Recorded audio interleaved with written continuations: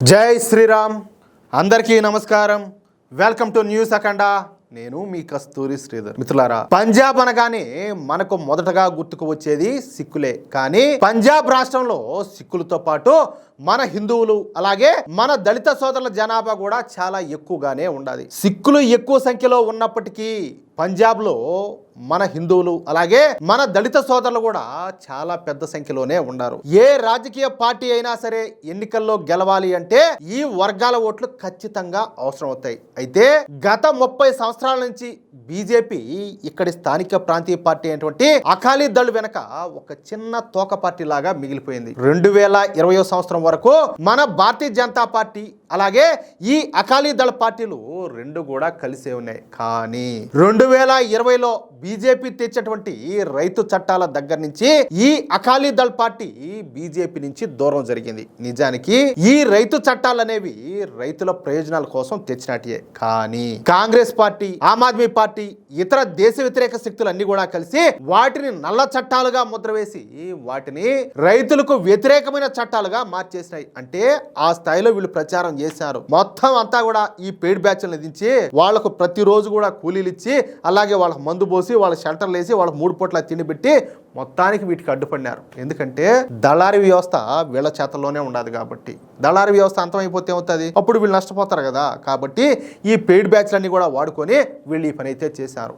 దీంతో చేసేది లేక మన మోడీ ప్రభుత్వం కూడా ఈ రైతు చట్టాలను వెనక్కైతే తీసుకోవాల్సి వచ్చింది. ఇక అప్పటి నుంచి పంజాబ్ లో బీజేపీ పార్టీ అన్ని ఎన్నికల్లో కూడా ఒంటరిగానే పోటీ చేస్తా వచ్చింది. ఇక వచ్చే సంవత్సరం ఈ పంజాబ్ లో అసెంబ్లీ ఎన్నికలు అయితే జరగనున్నాయి. అయితే ఈ పంజాబ్ అనేది పాకిస్తాన్ సరిహద్దు రాష్ట్రం. పైగా మన పంజాబ్ రాష్ట్రానికి పాకిస్తాన్ కు 100 కిలోమీటర్ల సరిహద్దు కూడా ఉండాలి. దీంతో పాకిస్తాన్ పెద్ద ఎత్తున ఆయుధాలను అలాగే డ్రగ్స్ ను మన దేశంలోకి రకరకాల మార్గాల ద్వారా పంపిస్తుంది. దీంతో ఈ పంజాబ్ రాష్ట్రంలో డ్రగ్స్ అనేది ఒక పెద్ద తలనొప్పిగా మారిపోయింది. దీంతో ఎలాగైనా సరే ఈసారి పంజాబ్ లో పాగా వేయాలని చెప్పేసి బీజేపీ భావిస్తుంది. ఇందులో భాగంగా మొదటిసారి పంజాబ్ లో Bharatiya Janata party social engineering ను చేయాలని చెప్పేసి నిర్ణయం అయితే తీసుకునింది. పంజాబ్ రాజకీయాల్లో ఒకప్పుడు ప్రాంతీయ పార్టీ అయినటువంటి శిరోమణి అకాలీ దళకు జూనియర్ భాగస్వామిగా ఉన్నటువంటి భారతీయ జనతా పార్టీ ఇప్పుడు ఒంటరిగా రాష్ట్రంలో తన ఉనికిని చాటుకోవడానికి సరికొత్త వ్యూహాలతో ముందుకు సాగుతుంది. సాధారణంగా పంజాబ్ లో కేవలం పట్టణ ప్రాంతాల్లో ఉండేటటువంటి హిందూ ఓటు బ్యాంకుకే పరిమితమైనటువంటి బీజేపీ ఇప్పుడు తన పరిధిని ఇంకా పెంచుకోవడానికి ఈ సోషల్ ఇంజనీరింగ్ సూత్రాన్ని అయితే బలంగా నమ్ముకునింది. ఇందులో భాగంగా జాట్ సిక్కులకు ప్రాధాన్యత ఇవ్వడం, అలాగే హిందూ ఓటర్లను పటిష్టం చేసుకోవడం, అలాగే పెద్ద సంఖ్యలో ఉన్నటువంటి దళిత సమాజాన్ని ఆకట్టుకోవడం అనేటటువంటి త్రిముఖ వ్యూహాన్ని అమలు చేస్తున్నారు. పంజాబ్ రాజకీయాల్లో అత్యంత ప్రభావవంతమైనటువంటి వర్గం జాట్ సిక్కులు. ఆ రాష్ట్ర ముఖ్యమంత్రుల్లో చాలా మంది ఈ వర్గం నుంచే వచ్చినారు. పంజాబ్ లో సిక్కుల మద్దతు లేకుండా అధికారం సాధించడం అసాధ్యమని గ్రహించినటువంటి బీజేపీ కాంగ్రెస్ మాజీ ముఖ్యమంత్రి అయినటువంటి కెప్టెన్ అమరీందర్ సింగ్ అలాగే మాజీ పిసిసి అధ్యక్షుడైనటువంటి సునీల్ జాఖడ్ వంటి బలమైన జాట్ సిక్ నాయకులను పార్టీలోకి ఆహ్వానించినారు. ఇక వివాదాస్పదంగా మారినటువంటి ఈ సాగు చట్టాల రద్దు తర్వాత సిక్కు రైతన్నలలో పార్టీ పైన ఉన్నటువంటి కోపాన్ని, ఈ వ్యతిరేకతను తగ్గించడానికి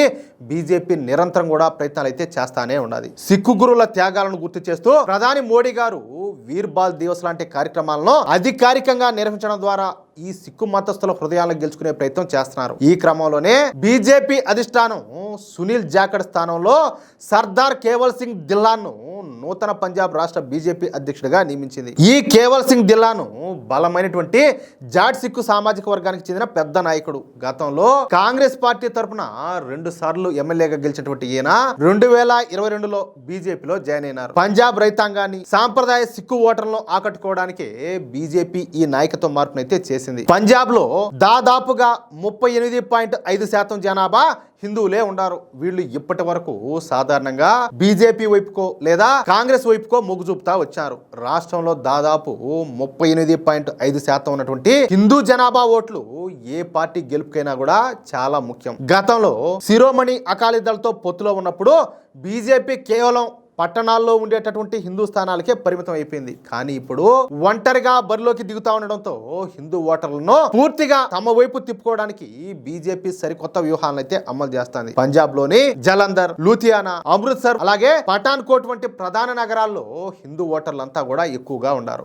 మొన్న జరిగినటువంటి స్థానిక సంస్థల ఎన్నికల్లో బీజేపీ హిందూ ఓటర్లు ఎక్కువగా ఉన్నటువంటి పఠాన్కోట్ లో అతి పెద్ద పార్టీగా అవతరించింది. అలాగే అబోహర్ మున్సిపల్ కార్పొరేషన్ ను కైవసం చేసుకునింది. ఇది పట్టణ హిందూ ఓటర్లలో బీజేపీకి పెరుగుతున్నటువంటి ఆదరణను స్పష్టంగా చూపిస్తుంది. పైగా పంజాబ్ రాష్ట్రం పాకిస్తాన్ సరిహద్దులో ఉండటం వల్ల జాతీయ భద్రత అనేది ఇక్కడ హిందూ ఓటర్లకు చాలా చాలా ముఖ్యమైనటువంటి అంశం. అందుకే రాష్ట్రంలో డ్రగ్స్ నెట్వర్క్, అలాగే డ్రోన్ల ద్వారా ఆయుధాల సరఫరా, అలాగే ఖలిస్తానీ శక్తుల కదలికలపైన బీజేపీ నిరంతరం కూడా పోరాటం చేస్తుంది. కేంద్రంలోని మోడీ ప్రభుత్వం మాత్రమే పంజాబ్ లో శాంతి భద్రతలను కాపాడగలుగుతుందని చెప్పేసి ప్రచారం చేయడం ద్వారా హిందూ మైనార్టీలలో భద్రతా భావాన్ని అయితే కల్పిస్తుంది. అయోధ్య రామ మందిర నిర్మాణం, కాశీ విశ్వనాథ్ కారిడార్ వంటి కేంద్ర ప్రభుత్వ విజయాలను పంజాబ్ హిందూ ఓటర్లలోకి బలంగా తీసుకెళ్తున్నారు. పంజాబ్ లోని చారిత్రాత్మక దుర్గియానా మందిరం వంటి పుణ్యక్షేత్రాల అభివృద్ధికి, అలాగే పర్యాటక రంగానికి కేంద్ర నిధులను కేటాయించడం ద్వారా స్థానిక హిందువుల సెంటిమెంట్లను గౌరవిస్తున్నారు. ఒకవైపు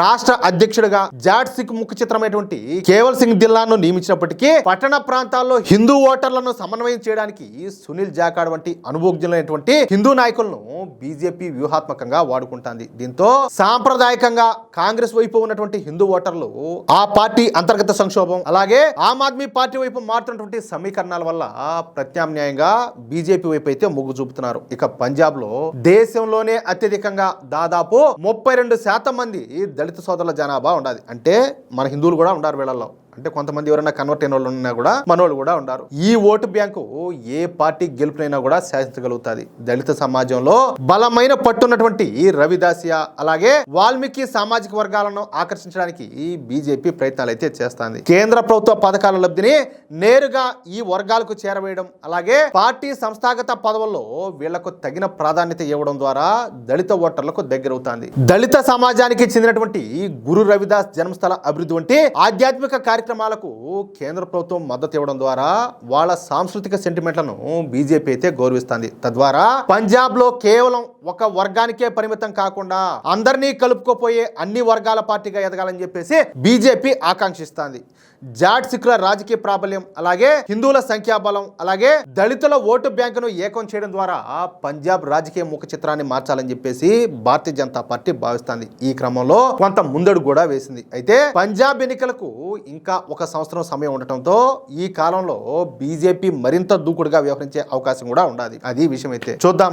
ఎందుకంటే ఈ సరిహద్దు రాష్ట్రాలు ఏవైతే ఉన్నాయో వాటిలో ఖచ్చితంగా భారతీయ జనతా పార్టీ అధికారంలో ఉంటే ఆ సేఫ్టీ వేరే లెవెల్లో ఉంటుంది. ఏమంటారా? ఎందుకంటే ఇవన్నీ కూడా సూడో సెక్యులర్ ప్రభుత్వాలు. వాళ్ళు దేనికైనా కూడా దిగజారుతారు, ఎంతకైనా తెగిస్తారు. వాళ్ళకి అధికారం కావాలంతే. ఏమంటారా? కాబట్టి ఖచ్చితంగా పంజాబ్ రాష్ట్రంలో కూడా భారతీయ జనతా పార్టీ గెలిస్తే మన దేశానికి మంచి జరుగుతుందని చెప్పేసి నేనైతే భావిస్తున్నాను. మిత్రులారా, ఈ న్యూస్ కనుక మీకు నచ్చినట్లయితే ఖచ్చితంగా ఈ న్యూస్ నలుగురికి షేర్ చేయండి. అలాగే ఈ వీడియో పైన మీ యొక్క అమూల్యమైనటువంటి అభిప్రాయాలను తప్పనిసరిగా కామెంట్ రూపంలో తెలియజేయండి. ఇంకో విషయం ఏంటంటే, ఇంతవరకు మీరు గనక మన ఛానల్ ను సబ్స్క్రైబ్ చేసుకున్నట్లయితే ప్రతి ఒక్కరు కూడా మన ఛానల్ ను సబ్స్క్రైబ్ చేసుకోండి, సపోర్ట్ చేయండి ప్లీజ్. జై శ్రీరామ్, జై హింద్, భారత్ మాతా కీ జై.